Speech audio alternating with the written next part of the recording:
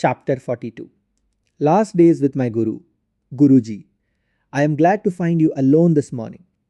I had just arrived at the Serampore Hermitage, carrying a fragrant burden of fruit and roses. Sri Yukteswar glanced at me meekly. What is your question? Master looked about the room as though he were seeking escape. Guruji, I came to you as a high school youth.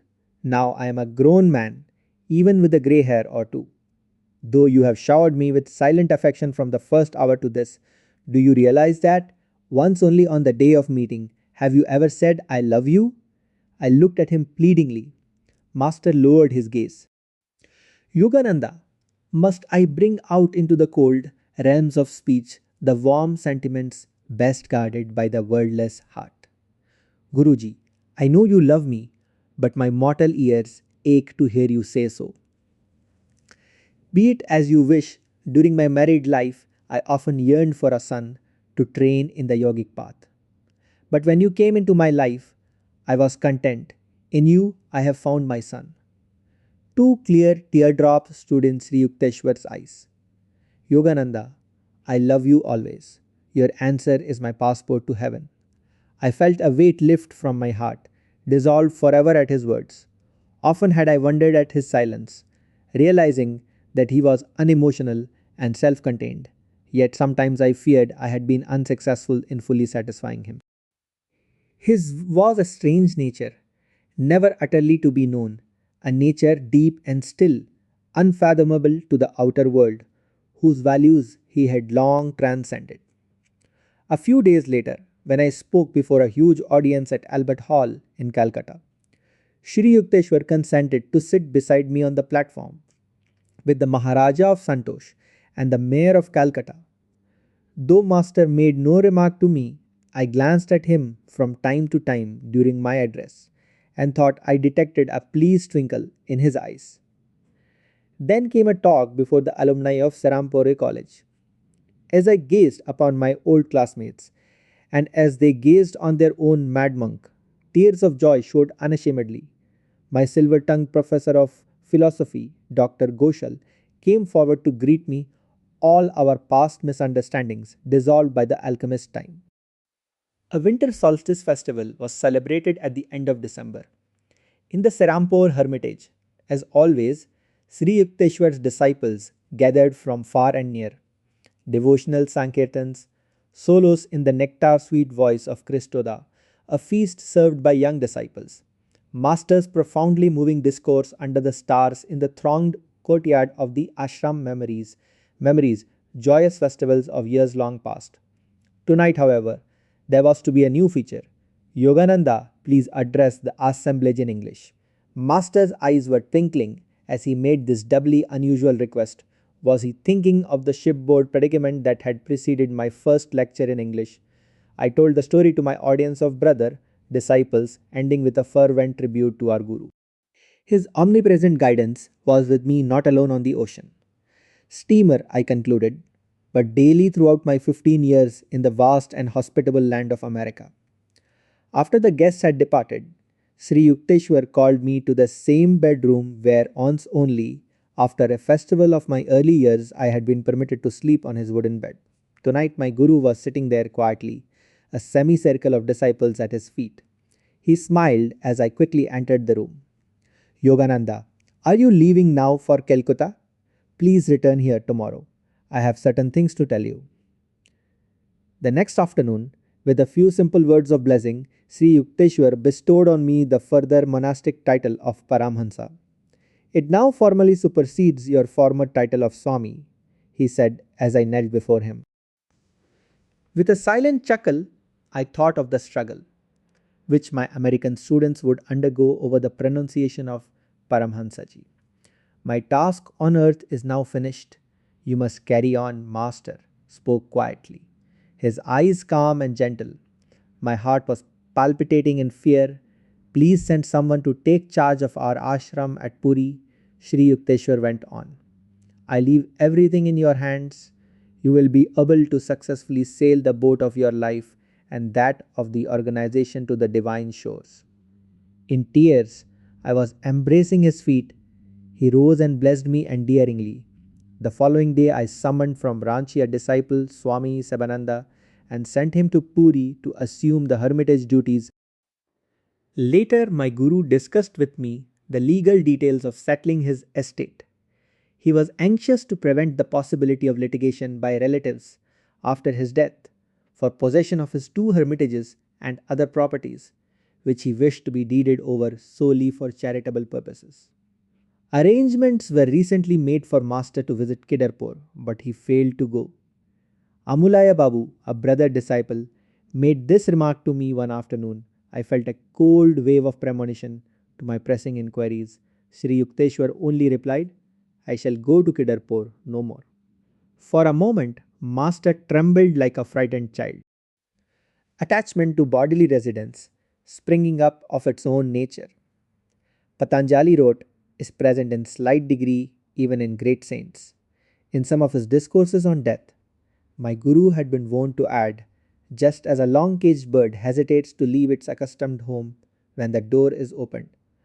Guruji, I entreated him with a sob, don't say that. Never utter those words to me. Sri Yukteswar's face relaxed in a peaceful smile. Though nearing his 81st birthday, he looked well and strong, basking day by day in the sunshine of my Guru's love. Unspoken but keenly felt, I banished from my conscious mind the various hints he had given of his approaching passing. Sir, the Kumbh Mela is convening this month at Allahabad. I showed Master the Mela dates in a Bengali almanac. Do you really want to go? Not sensing Sri Yukteswar's reluctance to have me leave him, I went on. Once you beheld the blessed sight of Babaji at an Allahabad, Kumbh. Perhaps this time I shall be fortunate enough to see him. I do not think you will meet him there. My guru then fell into silence, not wishing to obstruct my plans. When I set out for Allahabad the following day with a small group, Master blessed me quietly in his usual manner.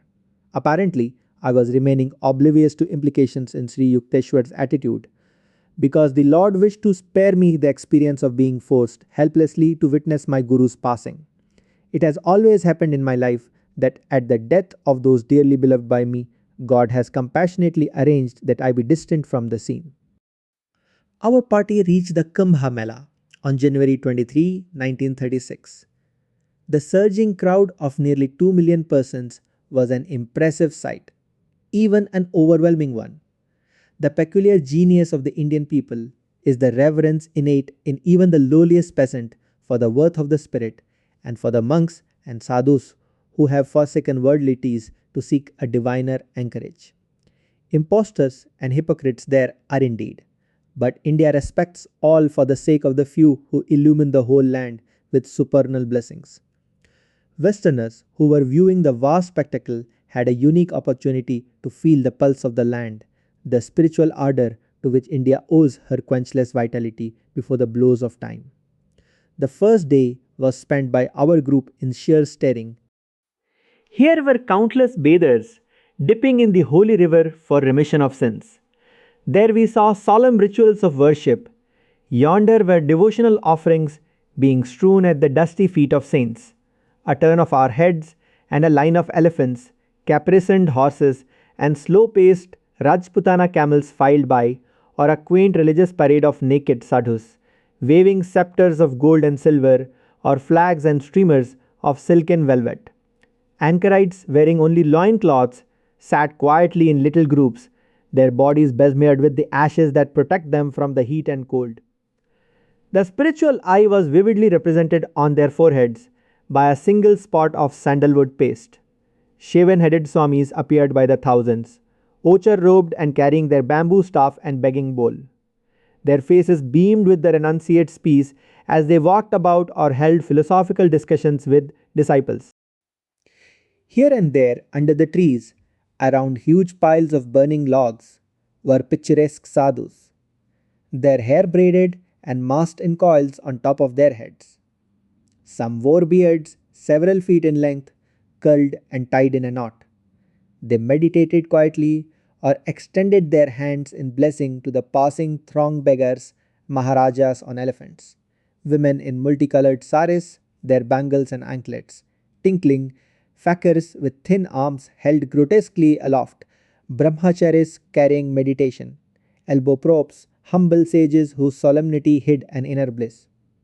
High above the din, we heard the ceaseless summons of the temple bells. On our second Mela day, my companions and I entered various ashrams and temporary huts offering pranams to saintly personages. We received the blessing of the leader of the Giri branch of the Swami. Order a thin ascetical monk with eyes of smiling fire. Our next visit took us to a hermitage whose guru had observed for the past 9 years the vows of silence and a strict fruitarian diet. On the central dais in the ashram hall sat a blind sadhu, Pragla Chakshu, profoundly learned in the Shastras and highly revered by all sects. After I had given a brief discourse in Hindi on Vedanta, our group left the peaceful hermitage to greet a nearby Swami, Krishnananda, a handsome monk with rosy cheeks and impressive shoulders. Reclining near him was a tame lioness succumbing to the monk's spiritual charm. Not, I am sure, to his powerful physique.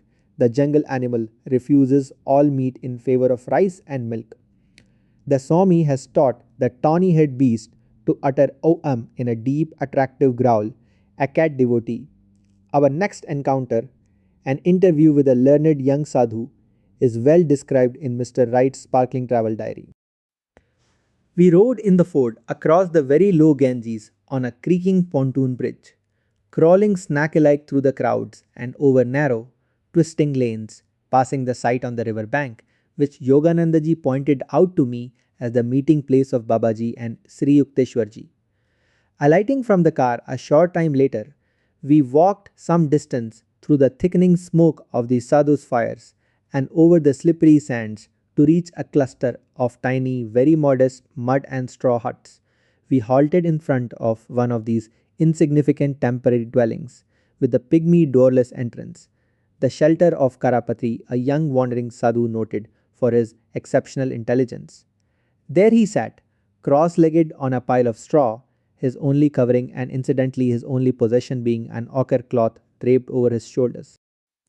Truly, a divine face smiled at us after we had crawled on all fours into the hut and pronamaed at the feet of this enlightened soul, while the kerosene lantern at the entrance flickered weird dancing shadows on the thatched walls. His face, especially his eyes and perfect teeth, beamed and glistened. Although I was puzzled by the Hindi, his expressions were very revealing. He was full of enthusiasm, love, spiritual glory. No one could be mistaken as to his greatness.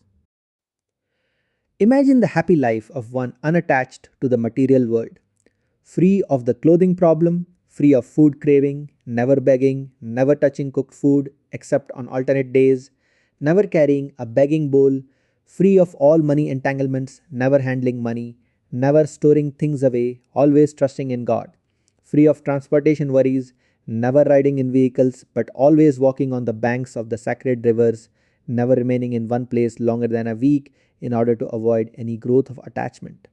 Such a modest soul, unusually learned in the Vedas, and possessing an MA degree and the title of Shastri Master of Scriptures from Benares University. A sublime feeling pervaded me as I sat at his feet. It all seemed to be an answer to my desire to see the real, the ancient India, for he is a true representative of this land of spiritual giants. I questioned Karapatri about his wandering life. Don't you have any extra clothes for winter? No, this is enough. Do you carry any books? No, I teach from memory those people who wish to hear me. What else do you do? I roam by the Ganges. At these quiet words, I was overpowered by a yearning for the simplicity of his life. I remembered America and all the responsibilities that lay on my shoulders. No, Yogananda, I thought sadly for a moment. In this life, roaming by the Ganges is not for you. After the sadhu had told me a few of his spiritual realizations, I shot an abrupt question. Are you giving these descriptions from scriptural lore or from inward experience? Half from book learning, he answered with a straightforward smile, and half from experience. We sat happily a while in meditative silence. After we had left his sacred presence, I said to Mr. Wright, he is a king sitting on a throne of golden straw. We had our dinner that night on the Mela grounds under the stars, eating from leaf plates pinned together with sticks. Dishwashings in India are reduced to a minimum. 2 more days of the fascinating Kumbh, then northwest along the Jumna banks to Agra. Once again, I gazed on the Taj Mahal. In memory, Jitendra stood by my side, awed by the dream in marble. Then on to the Brindaban ashram of Swami Keshavananda. My object in seeking out Keshavananda was connected with this book. I had never forgotten Sri Yukteswar's request that I write the life of Lahari Mahashaya. During my stay in India, I was taking every opportunity of contacting direct disciples and relatives of the Yogavatar, recording their conversations in voluminous notes. I verified facts and dates and collected photographs, old letters, and documents. My Lahari Mahasaya portfolio began to swell. I realized with dismay that ahead of me lay arduous labors in authorship. I prayed that I might be equal to my role as biographer of the colossal Guru. Several of his disciples feared that in a written account, their master might be belittled or misinterpreted. One can hardly do justice in cold words to the life of a divine incarnation. Panchanun Bhattacharya had once remarked to me. Other close disciples were similarly satisfied to keep the Yogavatar hidden in their hearts as the deathless preceptor. Nevertheless, mindful of Lahiri Mahasaya's prediction about his biography, I spared no effort to secure and substantiate the facts of his outward life. Swami Keshavananda greeted our party warmly at Brindaban in his Katayani Peth ashram, an imposing brick building with massive black pillars, set in a beautiful garden. He ushered us at once into a sitting room adorned with an enlargement of Lahari Mahashaya's picture. The Swami was approaching the age of 90, but his muscular body radiated strength and health. With long hair and a snow-white beard, eyes twinkling with joy, he was a veritable patriarchal embodiment. I informed him that I wanted to mention his name in my book on India's masters. Please tell me about your earlier life. I smiled entreatingly. Great yogis are often uncommunicative. Keshavananda made a gesture of humility. There is little of external moment. Practically, my whole life has been spent in the Himalayan solitudes, traveling on foot from one quiet cave to another. For a while, I maintained a small ashram outside Hardwar, surrounded on all sides by a grove of tall trees. It was a peaceful spot little visited by travelers owing to the ubiquitous presence of cobras. Keshavananda chuckled. Later, a Ganges flood washed away the hermitage and cobras alike. My disciples then helped me to build this Brindaban ashram. One of our party asked the Swami how he had protected himself against the Himalayan tigers. Keshavananda shook his head. In those high spiritual altitudes, he said, wild beasts seldom molest the yogis. Once in the jungle, I encountered a tiger face to face. At my sudden ejaculation, the animal was transfixed as though turned to stone. Again, the Swami chuckled at his memories. Occasionally, I left my seclusion to visit my guru in Banaras. He used to joke with me over my ceaseless travels in the Himalayan wilderness. You have the mark of wanderlust on your foot, he told me once. I am glad that the sacred Himalayas are extensive enough to engross you. Many times, Keshavananda went on, both before and after his passing. Lahari Mahashaya has appeared bodily before me. For him, no Himalayan height is inaccessible. 2 hours later, he led us to a dining patio. I sighed in silent dismay. Another 15-course meal, less than a year of Indian hospitality, and I had gained 50 pounds. Yet, it would have been considered the height of rudeness to refuse any of the dishes carefully prepared for the endless banquets in my honor. In India, nowhere else, alas, a well-padded Swami is considered a delightful sight. After dinner, Keshavananda led me to a secluded nook. Your arrival is not unexpected, he said. I have a message for you. I was surprised. No one had known of my plan to visit Keshavananda. While roaming last year in the northern Himalayas near Badrinarayan, the Swami continued, I lost my way. Shelter appeared in a spacious cave which was empty, though the embers of a fire glowed in a hole in the rocky floor. Wondering about the occupant of this lonely retreat, I sat near the fire, my gaze fixed on the sunlit entrance to the cave. Keshavananda, I'm glad you are here. These words came from behind me. I turned, startled, and was dazzled to behold Babaji. The great Guru had materialized himself in a recess of the cave, overjoyed to see him again after many years. I prostrated myself at his holy feet. I called you here, Babaji went on. That is why you lost your way and were led to my temporary abode in this cave. It is a long time since our last meeting. I am pleased to greet you once more. The deathless master blessed me with some words of spiritual help, then added, I give you a message for Yogananda. He will pay you a visit on his return to India. Many matters connected with his Guru and with the surviving disciples of Lahari will keep Yogananda fully occupied. Tell him, then, that I won't see him this time, as he is eagerly hoping, but I shall see him on some other occasion. I was deeply touched to receive from Keshavananda's lips this consoling promise from Babaji. A certain hurt in my heart vanished. I grieved no longer that, even as Sri Yukteswar had hinted, Babaji did not appear at the Kumbh Mela. Spending one night as guests of the ashram, our party set out the following afternoon for Calcutta. Riding over a bridge of the Yamuna River, we enjoyed a magnificent view of the skyline of Brindaban. Just as the sun set fire to the sky, a veritable furnace of Vulcan in color, reflected below us in the still waters. The Jumna beach is hallowed by memories of the child Sri Krishna. Here he engaged with innocent sweetness in his lilas, plays with the gopis, maids, exemplifying the supernal love which ever exists between a divine incarnation and his devotees. The life of Lord Krishna has been misunderstood by many Western commentators. Scriptural allegory is baffling to literal minds. A hilarious blunder by a translator will illustrate this point. The story concerns an inspired medieval saint, the cobbler Ravidas, who sang in the simple terms of his own trade of the spiritual glory hidden in all mankind.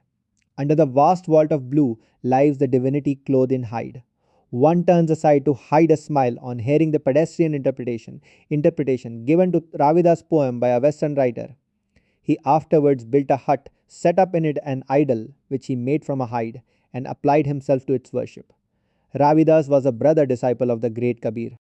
One of Ravidas' exalted chelas was the Rani of Chittor. She invited a large number of Brahmins to a feast in honor of her teacher, but they refused to eat with a lowly cobbler.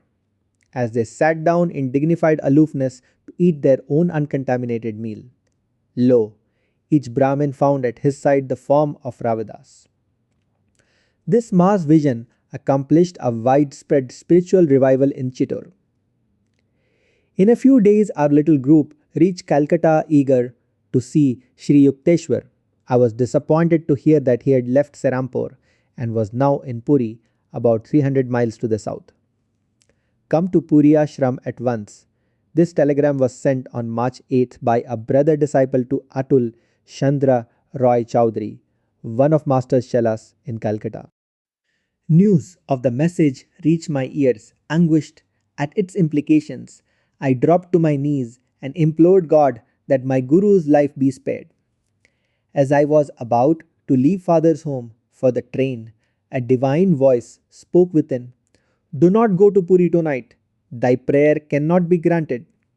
Lord, I said, grief stricken, thou dost not wish to engage with me in a tug of war at Puri, where thou wilt have to deny my incessant prayers for Master's life. Must he then depart for higher duties at thy behest? In obedience to the inward command, I did not leave that night for Puri. The following evening, I set out for the train. On the way, at 7 o'clock, a black astral cloud suddenly covered the sky. Later, while the train rolled toward Puri, a vision of Sri Yukteswar appeared before me. He was sitting, very grave of countenance, with a light on each side. Is it all over? I lifted my arms beseechingly. He nodded, then slowly vanished. As I stood on the Puri train platform the following morning, still hoping against hope, an unknown man approached me. Have you heard that your master is gone? He left me without another word. I never discovered who he was, nor how he had known where to find me. Stunned, I swayed against the platform wall. realizing that in diverse ways my Guru was trying to convey to me the devastating news. Seething with rebellion, my soul was like a volcano. By the time I reached the Puri hermitage, I was nearing collapse. The inner voice was tenderly repeating, "Collect yourself. Be calm." I entered the ashram room where Master's body, unimaginably lifelike, was sitting in the lotus posture, a picture of health and loveliness. A short time before his passing, my Guru had been slightly ill with fever, but before the day of his ascension into the infinite, his body had become completely well. No matter how often I looked at his dear form, I could not realize that its life had departed. His skin was smooth and soft. In his face was a beatific expression of tranquility. He had consciously relinquished his body at the hour of mystic summoning. "The Lion of Bengal is gone," I cried in a daze. I conducted the solemn rites on March 10th. Sri Yukteswar was buried with the ancient rituals of the Swamis in the garden of his Puri ashram. His disciples later arrived from far and near to honor their Guru at a vernal equinox memorial service.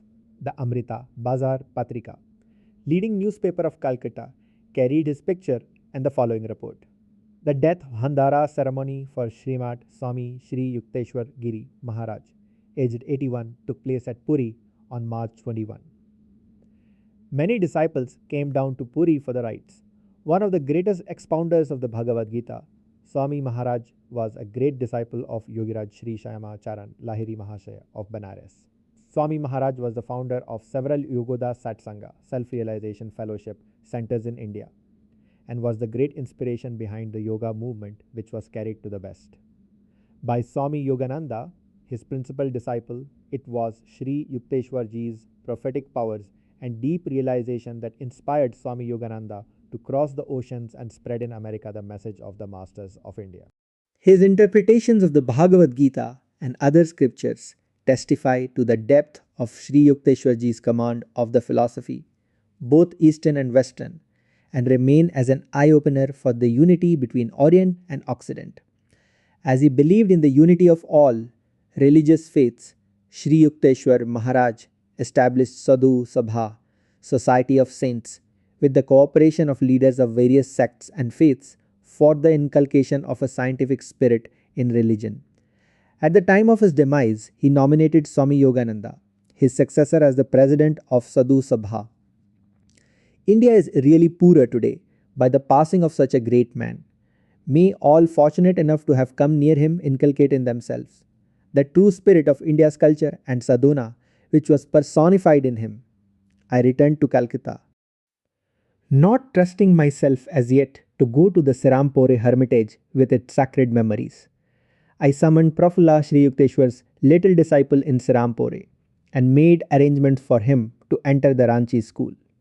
The morning you left for the Allahabad Mela, Prafulla told me Master dropped heavily on the Davenport. "Yogananda is gone," he cried. "Yogananda is gone," he added. Cryptically, "I shall have to tell him some other way." He sat then for hours in silence. My days were filled with lectures, classes, interviews, and reunions with old friends. Beneath a hollow smile and a life of ceaseless activity, a stream of black brooding polluted the inner river of bliss, which for so many years had meandered under the sands of all my perceptions. Where has that divine sage gone? I cried silently from the depths of a tormented spirit. No answer came. It is best that Master has completed his union with the cosmic beloved, my mind assured me. He is eternally glowing in the dominion of deathlessness. Never again? May you see him in the old Serampore mansion, my heart lamented. No longer may you bring your friends to meet him or proudly say, "Behold, there sits India's Janavatar." Mr. Wright made arrangements for our party to sail from Bombay for the West in early June. After a fortnight in May of farewell, banquets and speeches at Calcutta, Miss Bletch, Mr. Wright, and myself left in the fort for Bombay. On our arrival, the ship authorities asked us to cancel our passage, as no room could be found for the Ford, which we would need again in Europe. "Never mind," I said gloomily to Mr. Wright. "I want to return once more to Puri," I silently added, Let my tears once again water the grave of my Guru.